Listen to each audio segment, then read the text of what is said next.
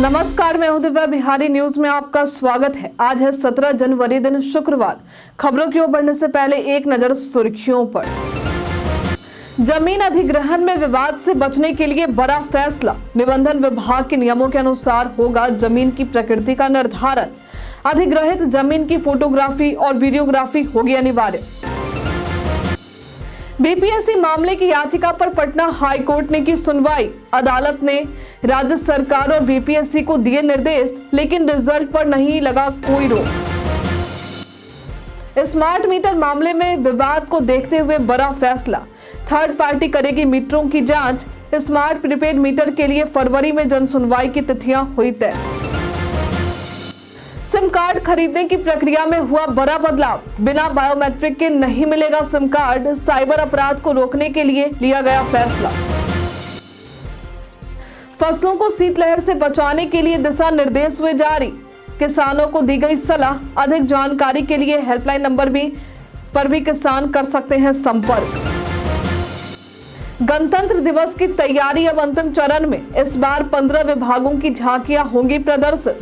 पहली बार दिखेगी traffic police की झांकी। ऑस्ट्रेलिया दौरे पर भारत की हार से गौतम गंभीर पर उठ रहे सवाल। इंग्लैंड के पूर्व कप्तान ने भारत में बैटिंग कोच बनने की जताई इच्छा। कोचिंग स्टाफ का बढ़ा चैलेंज। चले बढ़ते अब तक के 25 बड़ी खबरों की ओर विस्तार से। एचपीसीएल ने जूनियर एग्जीक्यूटिव के पदों पर निकाली भर्ती। हिंदुस्तान पेट्रोलियम कॉर्पोरेशन लिमिटेड यानी एचपीसीएल द्वारा जूनियर एग्जीक्यूटिव के पदों पर भर्ती निकाली गई है। ये भर्ती कुल 234 पदों के लिए। आवेदन प्रक्रिया शुरू है और आवेदन करने की अंतिम तारीख 14 फरवरी है। इच्छुक उम्मीदवार इसके आधिकारिक वेबसाइट hindustanpetroleum.com पर जाकर आवेदन कर सकते हैं। इस भर्ती के लिए जरूरी है कि उम्मीदवारों ने मैकेनिकल, इलेक्ट्रिकल या केमिकल इंजीनियरिंग में 3 वर्षीय डिप्लोमा किया हो। उम्मीदवारों की अधिकतम आयु सीमा 25 वर्ष होनी चाहिए। उम्मीदवारों का चयन कंप्यूटर आधारित test, group discussion, skill test और पर्सनल इंटरव्यू के आधार पर होगा। भर्ती से संबंधित सटीक और अधिक जानकारी के लिए आप इसके आधिकारिक वेबसाइट और अधिसूचना को देख सकते हैं। जमीन अधिग्रहण में विवाद से बचने के लिए विभाग ने जारी किए निर्देश। राजस्व एवं भूमि सुधार विभाग ने सरकारी योजनाओं के लिए जमीन अधिग्रहण में विवाद से बचने के लिए नए दिशा निर्देश जारी किए। इन दिशा निर्देशों के तहत जमीन की प्रकृति का निर्धारण निबंधन विभाग के नियमों के अनुसार किया जाएगा और हर 3 साल में इसे अद्यतन किया जाएगा। अधिग्रहित जमीन की फोटोग्राफी और वीडियोग्राफी अनिवार्य होगी ताकि भविष्य में कोई विवाद ना हो। जमीन के मूल्य निर्धारण में जिलाधिकारियों को अधिकार दिया गया है। भूदान की अवितरित जमीन का स्वामित्व अब भूमि सुधार विभाग के पास होगा। सीओ को लॉक जमाबंदी को अनलॉक करने का अधिकार भी दिया गया है। बीपीएससी मामले में पटना हाई कोर्ट का बड़ा फैसला। 70वीं बीपीएससी सिविल प्रारंभिक परीक्षा पुनः कराने की याचिका पर पटना हाई कोर्ट ने सुनवाई की है। कोर्ट ने बीपीएससी और राज्य सरकार को 30 जनवरी 2025 तक हलफनामा दायर करने के निर्देश दिए हैं। वरीय अधिवक्ता वाईवी गिरी ने आरोप लगाया है कि परीक्षा में बड़े पैमाने पर धांधली हुई है, जहां कई केंद्रों पर प्रश्न पत्र लीक हुए थे। उन्होंने पुनः परीक्षा की मांग की। बीपीएससी ने बताया कि 4 जनवरी 2025 को पुनः परीक्षा कराई गई और उसमें 6 अंक दिए गए। अगली सुनवाई 31 जनवरी 2025 को होगी। थर्ड पार्टी करेगी स्मार्ट मीटर की जांच। बिहार में स्मार्ट प्रीपेड मीटर लगाए जा रहे हैं, लेकिन इसके विवाद को देखते हुए अब इन मीटरों की जांच थर्ड पार्टी से कराने का फैसला लिया गया है। ये निर्णय राज्य सलाहकार समिति की बैठक में लिया गया, जिसकी अध्यक्षता बिहार विद्युत विनियामक आयोग के अध्यक्ष आमिर सुबहानी ने की। बैठक में अगले 10 वर्षों के बिजली खपत की योजना पर चर्चा की गई और 9000 मेगावाट तक बिजली की डिमांड बढ़ने की संभावना जताई गई। स्मार्ट प्रीपेड मीटर के लिए फरवरी में जन सुनवाई की तिथियां तय की गई, जिसमें विभिन्न जिलों में सुनवाई होगी। कड़ाके की ठंड के बीच सरकारी स्कूलों को मिले थे ये निर्देश। कड़ाके की ठंड के बीच सरकारी स्कूलों को मिले ये निर्देश। बिहार में कड़ाके की ठंड जारी है, जिससे लोगों को मुश्किल हो रही है।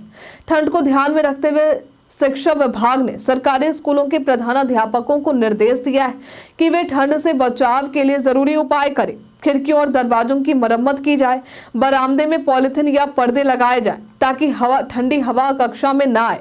साथ ही शिक्षक माता पिता से संपर्क कर बच्चों को पूरी ड्रेस और गर्म कपड़े पहनाकर स्कूल भेजने को कह रहे हैं। स्कूलों में स्वास्थ्य कर्मियों के संपर्क नंबर भी दर्ज किए जाएंगे। पटना समेत कई जिलों में शीतलहर जैसी स्थिति को देखते हुए ये कदम उठाया गया। 29 जनवरी तक 9 जिलों में चलेगी तीसरे चरण की प्रगति यात्रा। मुख्यमंत्री नीतीश कुमार के तीसरे चरण की प्रगति यात्रा 16 जनवरी से शुरू हो चुकी है, जो 29 जनवरी तक राज्य के 9 जिलों में चलेगी। इस दौरान वे विभिन्न क्षेत्रों का निरीक्षण करेंगे और विकास योजनाओं का जायजा लेंगे। 18 जनवरी को बेगूसराय और 20 जनवरी को सुपौल में मुख्यमंत्री जनसंपर्क करेंगे। सुपौल में 10.42 करोड़ की लागत से निर्मित अत्याधुनिक टाउन हॉल का उद्घाटन होगा, जिसमें 600 लोग एक साथ बैठ सकते हैं।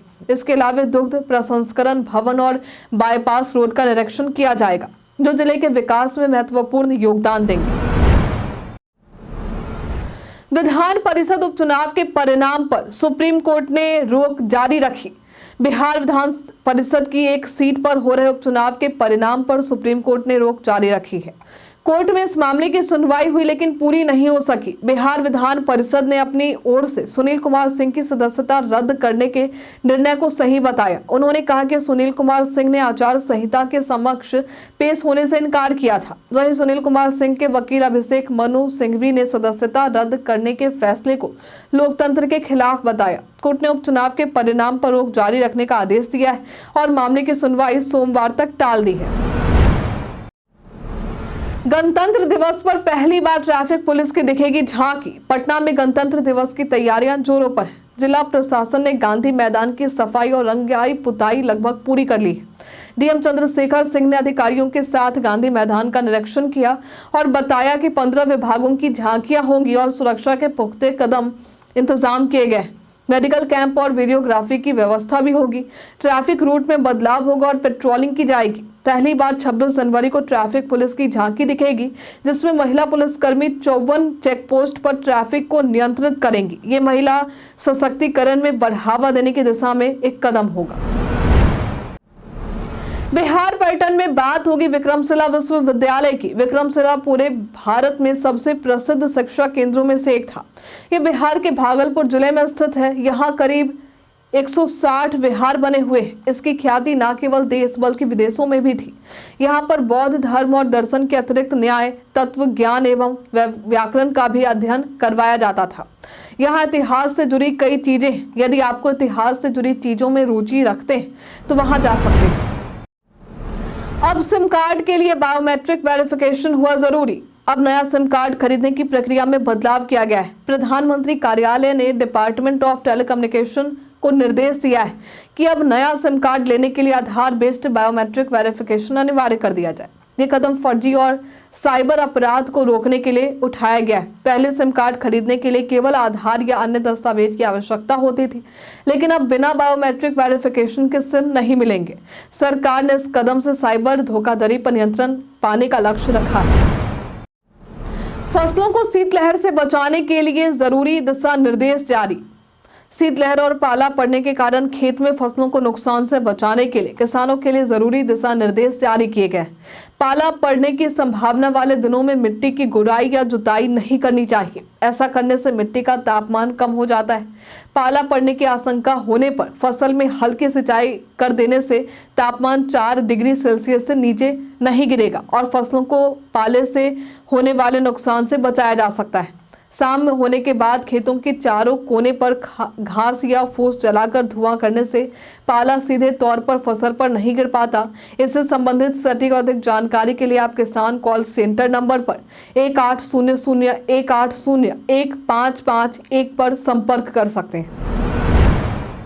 प्रदेश के 42 शहरों में बनेंगे फुट ओवर ब्रिज। बिहार सरकार 42 शहरों में फुट ओवर ब्रिज यानी FOB का निर्माण करने जा रही है, जिसका काम पथ निर्माण विभाग द्वारा किया जाएगा। विभाग ने इंजीनियरों को साइट चयन करने और जानकारी देने के लिए कहा है, ताकि काम जल्द शुरू हो सके। ये कदम सुप्रीम कोर्ट के सड़क सुरक्षा संबंधी निर्देशों के तहत उठाए जा रहे हैं, जिसमें सड़क दुर्घटनाओं को कम किया जा सके। विभाग ने ब्लैक स्पॉट ठीक किए हैं और सड़कों पर गति संकेतक लगाए हैं। फुट ओवर ब्रिज उन शहरों में बनेंगे जहां लोगों को सड़क पार करने में परेशानी होती रही है और ये कार्य इस साल के अंत तक पूरा करने का लक्ष्य है। बीपीएससी टीआरई 3.0 के सप्लीमेंट्री रिजल्ट का आयोग का बयान। बीपीएससी टीआरई 3.0 के सप्लीमेंट्री रिजल्ट पर आयोग का बयान। बीपीएससी टीआरई 3.0 भर्ती के सप्लीमेंट्री रिजल्ट को लेकर आयोग ने स्पष्ट किया है कि सप्लीमेंट्री रिजल्ट तभी जारी किया जाएगा जब संबंधित विभाग से अनुरोध प्राप्त होगा और रिक्त पदों की जानकारी दी जाएगी। बीपीएससी टीआरई 3.0 के तहत 21,397 पद खाली रह गए थे, जिसके लिए उम्मीदवार सप्लीमेंट्री रिजल्ट की मांग कर रहे हैं। वहीं बीपीएससी टीआरई 4.0 में 80,000 से अधिक पदों पर भर्ती की संभावना है, जिसमें टीआरई 3.0 के रिक्त पद भी शामिल होंगे। शिक्षा मंत्री ने कहा है कि चौथे चरण का विज्ञापन जल्द जारी होगा। प्राइवेट वाहनों के लिए मासिक और वार्षिक पास लाने की तैयारी। सरकार राष्ट्रीय हाईवे पर प्राइवेट वाहनों के लिए मासिक और वार्षिक पास की व्यवस्था शुरू करने पर विचार कर रही है। इसकी जानकारी केंद्रीय सड़क परिवहन और राजमार्ग मंत्री नितिन गडकरी ने दी। इससे प्राइवेट वाहनों को बार बार टोल बूथ पर रुकने की जरूरत नहीं होगी, जिससे समय और पैसा दोनों की बचत होगी। टोल बूथ अब गांवों से बाहर लगाए जाएंगे और ग्लोबल नेविगेशन सैटेलाइट सिस्टम यानी GNSS आधारित टोल संग्रह प्रणाली भी लागू की जाएगी, जिससे प्रक्रिया और अधिक पारदर्शी होगी। इस बदलाव से यातायात की सुगमता बढ़ेगी और यात्रियों को असुविधा कम होगी। पश्चिमी विक्षोभ सक्रिय होने से गलन भरी ठंड का एहसास। बिहार में पश्चिमी विक्षोभ सक्रिय हो चुका है, जिससे गलन भरी ठंड का एहसास हो रहा है। प्रदेश में आज का मौसम शुष्क रहने की संभावना जताई गई है। आज प्रदेश में अधिकतर जगहों पर सुबह के समय हल्के से मध्यम स्तर का कोहरा छाए रहने की संभावना है। प्रदेश में आज का अधिकतम तापमान 20 से 22 डिग्री और न्यूनतम तापमान 10 से 12 डिग्री और कुछ जगहों पर 12 से 14 डिग्री रहने की संभावना जताई गई है। पासपोर्ट एक्सपायर होने से कितने दिन पहले रिन्यू करवाना होता है जरूरी। पासपोर्ट रिन्यू कराने के लिए आवेदन एक्सपायर होने से 9 से 12 महीने पहले कर देना चाहिए। भारत में पासपोर्ट विदेश मंत्रालय द्वारा जारी किया जाता है और इसकी वैधता वयस्कों के लिए 10 साल और नाबालिगों के लिए 5 साल होती है। यदि वयस्कों का पासपोर्ट बनवाया गया है तो उन्हें 9 साल बाद रिन्यू करवाना जरूरी है। पासपोर्ट रिन्यू करने के लिए आपको ऑनलाइन अपॉइंटमेंट लेना होता है, फिर संबंधित फॉर्म भरकर पासपोर्ट ऑफिस में जमा करना होता है और शुल्क 1500 से 2000 रुपए भुगतान करने होते हैं। इसके बाद पासपोर्ट आपके पते पर भेज दिया जाता है। 20 जनवरी को राजकीयकृत प्राथमिक शिक्षक संघ करेगा प्रदर्शन। 20 जनवरी को मुख्यमंत्री नीतीश कुमार के समक्ष राजकीयकृत प्राथमिक शिक्षक संघ अपनी लंबित समस्याओं को लेकर प्रदर्शन करेगा। इस प्रदर्शन में शिक्षकों की प्रमुख मांगे इसमें पुरानी पेंशन बहाल करना, समान काम के लिए समान वेतन देना, शिक्षकों की ऑनलाइन हाजिरी बंद करना, शारीरिक शिक्षकों को प्रधानाध्यापक पद पर प्रोन्नति और नियोजित शिक्षकों को सहायक शिक्षक का दर्जा देना। इसके अलावा जिलाधिकारी ने शिक्षकों का वेतन माह के अंतिम दिन भुगतान करने की व्यवस्था और सभी शिक्षकों का कंप्यूटरीकृत डेटाबेस तैयार करने के निर्देश दिए। दिल्ली की बुरारी सीट पर जदयू ने इन्हें बनाया उम्मीदवार। मुख्यमंत्री नीतीश कुमार की जदयू का विस्तार बिहार के बाहर करने के सपने को दिल्ली विधानसभा चुनाव में अहम माना जा रहा है। एनडीए के सीट बंटवारे में भाजपा को 68 सीटें मिले हैं, जबकि जदयू को 1 सीट बुरारी विधानसभा सीट दी गई है। इस क्षेत्र में बिहार और पूर्वांचल के मतदाता बड़ी संख्या में है, जिससे जदयू को यहां बड़ी जीत की उम्मीद है। जदयू ने शैलेंद्र कुमार को उम्मीदवार बनाया है। पिछली बार 2020 में जदयू का खाता दिल्ली में नहीं खुला था, लेकिन इस बार पार्टी जीत की पूरी कोशिश करेगी। लोजपा को देवली सीट मिली है, लेकिन उम्मीदवार का नाम अभी तक तय नहीं हुआ है। प्रशांत किशोर ने तोड़ा अनशन। बीपीएससी की 70वीं पीटी परीक्षा दोबारा कराने की मांग को लेकर आमरण अनशन पर बैठे प्रशांत किशोर ने 15वें दिन अपना अनशन तोड़ दिया। उन्होंने केला खाकर और जूस पीकर अपना अनशन समाप्त किया। इससे पहले उन्होंने महात्मा गांधी की मूर्ति पर माल्यार्पण किया, हवन पूजन किया और गंगा में डुबकी लगाई। प्रशांत किशोर की तबीयत खराब होने के कारण उन्हें अस्पताल में भर्ती कराया गया था, लेकिन अब उन्होंने अनशन तोड़ दिया है। साथ ही बीपीएससी परीक्षा पुनः आयोजित करने की मांग को लेकर पटना हाईकोर्ट में सुनवाई भी हुई। तेजस्वी ने महिलाओं के लिए कई योजनाओं का किया ऐलान। बीते दिन नेता प्रतिपक्ष तेजस्वी यादव बोधगया पहुंचे और लुम्बिनी होटल में महिलाओं से संवाद किया। उन्होंने माई बहन योजना के तहत महिलाओं को 2500 रुपए प्रति माह देने, वृद्धा पेंशन को 400 से बढ़ाकर 1500 रुपए करने और 200 यूनिट बिजली फ्री करने और रसोई गैस की कीमत घटाकर 500 रुपए करने का वादा किया है। तेजस्वी ने नीतीश कुमार की सरकार पर तंज कसते हुए कहा कि उनकी सरकार में केवल अफसरशाही चल रही है और जनता को सरकारी दफ्तरों में घूसखोरी का सामना करना पड़ता है। महिला संवाद कार्यक्रम में भारी संख्या में महिलाओं ने तेजस्वी यादव के समर्थन में नारे लगाए। जदयू के राष्ट्रीय उपाध्यक्ष की फिर से घर वापसी, बिहार की सियासत में एक बड़ा बदलाव हो सकता है। दरअसल मीडिया खबरों के मुताबिक जदयू के राष्ट्रीय उपाध्यक्ष और पूर्व सांसद मंगनी लाल मंडल ने सीएम नीतीश कुमार का साथ छोड़ने का निर्णय लिया है और अब वे आरजेडी में लौटने जा रहे हैं। बताया जा रहा है कि 24 जनवरी को वे आरजेडी की सदस्यता ग्रहण कर सकते हैं। मंगनी लाल मंडल पहले भी राजद के राज्यसभा सांसद रह चुके हैं और 2019 में जदयू में शामिल हो गए थे, लेकिन पार्टी में अनदेखी के कारण अब वे घर वापसी करने का फैसला ले रहे हैं। तेजस्वी यादव उन्हें सदस्यता दिलवा सकते हैं। इंग्लैंड के पूर्व कप्तान ने भारत के बैटिंग कोच करने की जताई इच्छा।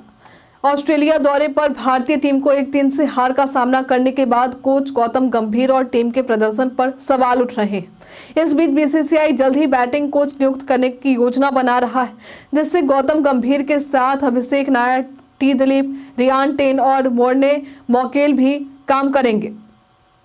इंग्लैंड के पूर्व कप्तान केविन पीटरसन ने भारत के बैटिंग कोच बनने की इच्छा जताई। उन्होंने एक्स पर अपनी उपलब्धता साझा की। भारतीय टीम के कोचिंग स्टाफ के लिए अब चैलेंज बढ़ गया है, क्योंकि खराब प्रदर्शन की वजह से कोचिंग स्टाफ पर दबाव है। आपके मुताबिक इंग्लैंड के पूर्व कप्तान को भारत का बैटिंग कोच बनाना चाहिए या नहीं? हमें कमेंट में लिखकर जरूर बताइए। कई कारणों से दर्ज है भारत के इतिहास में आज की तारीख। आज के दिन वर्ष 1987 में टाटा फुटबॉल एकेडमी खुला था। आज के दिन वर्ष 1989 में कर्नल जेके बजाज उत्तरी ध्रुव पर पहुंचने वाले पहले भारतीय थे। आज के दिन वर्ष 2010 में भारत के उच्चतम न्यायालय ने गैर कानूनी तरीके से हमला किए जाने की स्थिति में आत्मरक्षा के अधिकार को प्रोएक्टिव परिभाषा देते हुए कहा था कि कानून का पालन करने वालों को पीछे हटने की जरूरत नहीं है। आज के दिन वर्ष 1888 में बाबू गुलाब राय का जन्म हुआ था। ये एक प्रसिद्ध साहित्यकार थे। धोनी के सम्मान में आरबीआई जारी करेगा सिक्का। जानिए इस दावे की सच्चाई। सोशल मीडिया पर एक तस्वीर वायरल हो रही है, जिसमें दावा किया जा रहा है कि रिजर्व बैंक ऑफ इंडिया यानी आरबीआई महेंद्र सिंह धोनी के सम्मान में 7 रुपए का नया सिक्का जारी करेगा। हालांकि प्रेस इंफॉर्मेशन ब्यूरो यानी पीआईबी ने इस दावे को झूठा बताया है। पीआईबी ने स्पष्ट किया है कि ऐसी कोई आधिकारिक घोषणा नहीं की गई है और आर्थिक मामलों के विभाग ने भी इसे नकारा है। इस तरह की खबरों पर विश्वास करने से पहले उसकी सच्चाई की पुष्टि जरूर करें। केंद्र सरकार ने 8वें वेतन आयोग के गठन को दी मंजूरी। केंद्र सरकार ने केंद्रीय कर्मचारियों के लिए बड़ी खुशखबरी दी। दरअसल सरकार की तरफ से 8वें वेतन आयोग के गठन को मंजूरी दे दी गई। ये फैसला प्रधानमंत्री नरेंद्र मोदी की अध्यक्षता में हुई केंद्रीय मंत्रिमंडल की बैठक में लिया गया है। 8वें वेतन आयोग को 2026 तक आगामी रिपोर्ट सरकार को सौंपनी होगी। इस आयोग के गठन से कर्मचारियों को सैलरी में बढ़ोतरी हो सकती है, जिसमें फिटमेंट फैक्टर 2.86 तक हो सकता है, जिससे न्यूनतम सैलरी 18,000 रुपए से बढ़कर 51,480 रुपए हो सकती है। इसके अलावा पेंशनर्स की पेंशन भी बढ़ने की संभावना है। हम प्रतिदिन आपसे 5 ऐसे जरूरी सवाल पूछेंगे और उसके जवाब बताएंगे जो कि बीपीएससी, बिहार पुलिस दरोगा समेत एसएससी जैसे अन्य प्रतियोगी परीक्षाओं में काम आएंगे। सवाल इतिहास, बिहार स्पेशल, विज्ञान, करंट अफेयर्स और भूगोल से रहेंगे। पूछे गए 5 सवालों में आपने कितना सही उत्तर दिया है हमें कमेंट में लिखकर जरूर बताइए। तो हमारा पहला सवाल है, सुप्रीम कोर्ट के नए जस्टिस के रूप में किसने शपथ ली है? ऑप्शन ए है justice Vinod Kumar, option B है justice Ashok Ganguly, option C है justice Deepak Mishra, option D है जस्टिस के विनोद चंद्रन। इसका सही उत्तर है जस्टिस के विनोद चंद्रन। भारत ने ब्रह्मोस सुपरसोनिक क्रूज मिसाइलों के निर्यात के लिए किस देश के साथ डील की है? ऑप्शन है इंडोनेशिया, ऑप्शन बी है बांग्लादेश, ऑप्शन सी है यूक्रेन, ऑप्शन डी है म्यांमार। इसका सही उत्तर है इंडोनेशिया। अखिल भारतीय पीठासीन अधिकारी सम्मेलन का 85वां सत्र कहाँ आयोजित किया जाएगा? ऑप्शन है मैसूर, ऑप्शन बी है पटना, ऑप्शन सी है भोपाल, ऑप्शन डी है अहमदाबाद। इसका सही उत्तर है पटना। शेरशाह का प्रशासनिक प्रयोगशाला निम्न में से कौन सा था? ऑप्शन ए है चुनार, ऑप्शन बी है सहसराम, ऑप्शन सी है बंगाल, ऑप्शन डी है दिल्ली। इसका सही उत्तर है सहसराम। बिहार के किस जिले में मोर अभयारण्य क्षेत्र विकसित करने की पहल शुरू की गई है? ऑप्शन ए है पटना, ऑप्शन बी है बांका, ऑप्शन सी है बेगूसराय, ऑप्शन डी है नालंदा। इसका सही उत्तर है बांका। बीते दिन हमारे द्वारा पूछे गए सवाल का आप लोगों में से बहुत सारे लोगों ने अपना जवाब हमें हमारे कमेंट सेक्शन बॉक्स में लिख कर दिया है। जिन्होंने हमारे द्वारा पूछे गए सवाल का जवाब दिया उनके नाम है अब्दुल मनन, राजा कुमार भगत, अनामिका कुमारी, गोविंद कुमार, आरती शर्मा, नौशाद राजा, मोतीलाल कुमार, कृष्णा प्रसाद, विनय कुमार, सूरज कुमार, दीपक कुमार, ओम प्रकाश पासवान, मोहम्मद साकिर हुसैन, प्रदीप पंडित, संजीव कुमार, नरेंद्र कुमार, रामनवमी मांझी। इसी के साथ बढ़ते आज के सवाल की ओर। आज का सवाल है, आपके क्षेत्र में बिजली की स्थिति कैसी है? आप अपना जवाब हमें कमेंट में लिखकर जरूर बताइए। आज के लिए इतना ही। बिहार के तमाम खबरों के साथ बने रहने के लिए देखते रहे बिहारी न्यूज, और साथ ही अगर आप यूट्यूब से देखना है तो चैनल को लाइक करना और सब्सक्राइब करना। अगर आप फेसबुक से देखना है तो पेज को फॉलो करना ना भूलें। धन्यवाद।